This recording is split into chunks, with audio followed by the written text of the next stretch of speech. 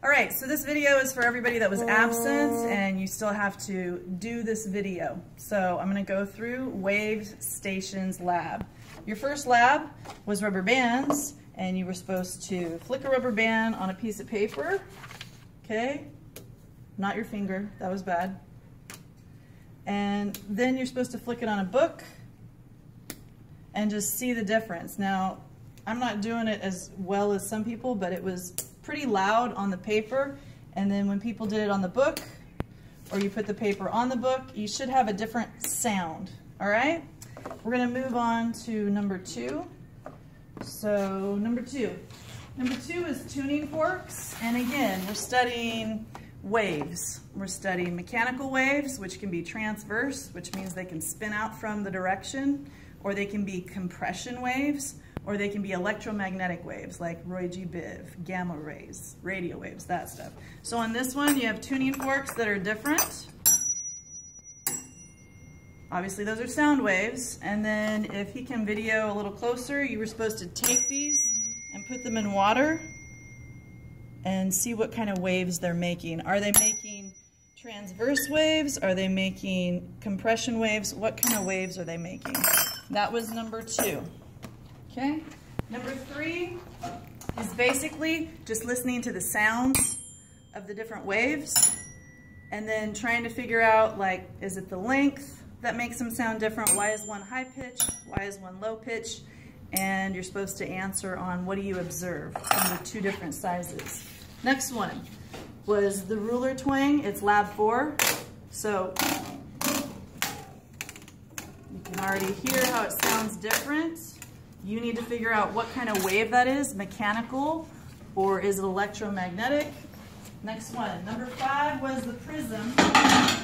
On the prism, you needed to take a flashlight and one of these prisms, and if you remember from 7th grade science, light gets diffracted, all the waves of white light shoot out into all the different wavelengths of light.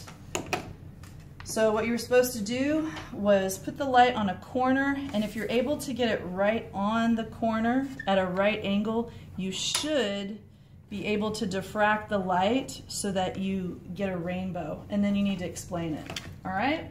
It's better if you have a white background. All right, moving on from 5. Next was 6. You needed to have water in a plate. And if you just focus on that, all you were supposed to do was put a drop in the center, and then I need you to tell me what kind of waves those are from the water drop. And again, that was station 6. Station 7 was kind of a flop because we don't have guitars, but it said to use guitar strings. So a partner was supposed to hold this steady, and then you were supposed to just pluck the different guitar strings. But the kicker was, you're supposed to put your finger down while you pluck, and you can notice that the wave actually stops depending on where your finger presses down. That was 7. Number 8 was slinkies.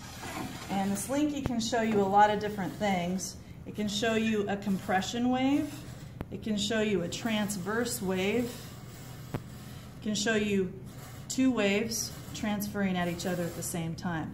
You need to tell me, is this a compression, transverse, mechanical, or electromagnetic wave? Next, on the straws, station 9. You were supposed to go ahead and just blow through, and then you were supposed to cut near the bendy area and listen to it again, and cut it again, and cut it again, and then talk about why that pitch is different. And then 10. 10 was the spoon bells, and what you needed to do was, first off, you got a spoon, you're gonna wrap it around your index fingers a couple times, you're gonna bang it against the table, and then to amplify it, you're gonna put it around your ears and go ahead and hit the bell again, just to see, are the sound waves louder? Are they softer? Are these mechanical waves? Are they compressed waves, transverse, or electromagnetic waves? And that's the lab. So if you were absent, it's 50 points. Do what you can with my examples, and good luck. Thanks.